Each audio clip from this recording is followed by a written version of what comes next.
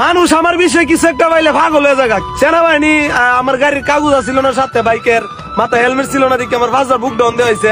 একটা ভিডিওতে আমার ছবি সাইডে লাগায় বলতেছে যে গাইস ঢাকা যাওয়ার পথে ওমর ভাই বাইক অ্যাক্সিডেন্টে মারা গেছে। গাইস এইবার কট খেয়েছে এলেক্স সবুজ। কি কারণে এলেক্স সবুজ কট খেলো, এমনকি যার ফলে তাকে ট্রোলের শিকার হতে হচ্ছে, তো সেই ভিডিওটি আপনাদের মাঝে দেখাবো। তাছাড়া এলেক্স সবুজকে নিয়ে তালা ভাই কি ভিডিও বানিয়েছে, এমনকি বন্ধুরা ইতিমধ্যে সোশ্যাল মিডিয়ায় ভাইরাল বাইক দুর্ঘটনায় নাকি মারা গিয়েছে ওমর, সে বিষয়ে অনেক গুরুত্বপূর্ণ তথ্য থাকবে। তাছাড়াও অনেক কিছু আপডেট এই ভিডিওতে তুলে ধরা হবে, তাই ভিডিওতে লাইক দিয়ে শেষ পর্যন্ত দেখতে থাকুন। বন্ধুরা সর্বপ্রথমে এই কথা বলা যাক এলেক্স সবুজকে নিয়ে। ইতিমধ্যে যে এলেক্স সবুজ কট খেয়েছে সেই ভিডিওটি প্রচুর পরিমাণে ভাইরাল সোশ্যাল মিডিয়াতে। তো বন্ধুরা চলুন আগে এলেক্স সবুজের কট খাওয়ার সেই ভিডিওটি দেখে আসি।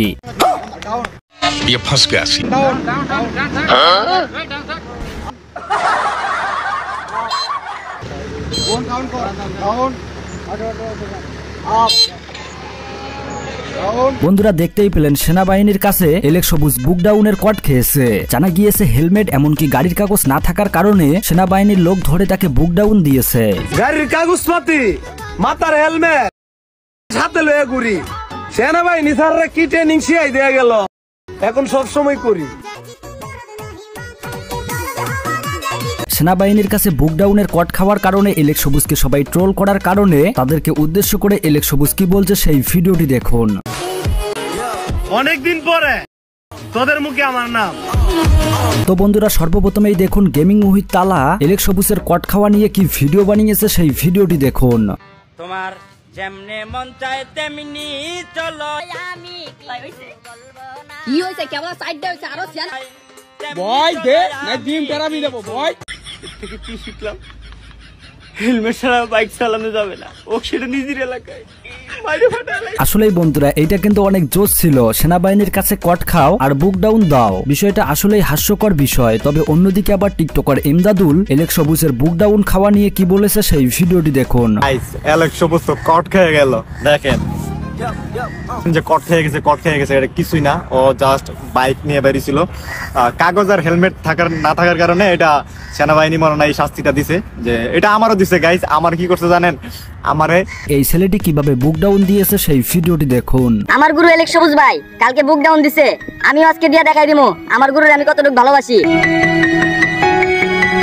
তো বন্ধুরা এবার কথা বলা যাক ওমরের বিষয়টি নিয়ে। ওমর নাকি বাইক অ্যাক্সিডেন্টে মারা গিয়েছে, এমনটাই সোশ্যাল মিডিয়ায় প্রকাশ করছে কিছু ছেলে মেয়ে ভিউজ পাওয়ার আশায়। তো এই উদ্দেশ্য করে ওমর কি বলেছে সেই ভিডিওটি দেখুন। রিসেন্টলি টিকটকে একটা ফেক নিউজ ভাইরাল হয়েছে। একটা ছেলে একটা ভিডিওতে আমার ছবি সাইডে লাগায় বলতেছে যে গাইস ঢাকা যাওয়ার পথে ওমর ভাই বাইক অ্যাক্সিডেন্টে মারা গেছে, সবার ওনার জন্য দোয়া করবেন। এই যে আমি সামনে, ঠিক আছে, মরা মানুষটাই যে আমি সামনে খাড়াই দিয়েছি।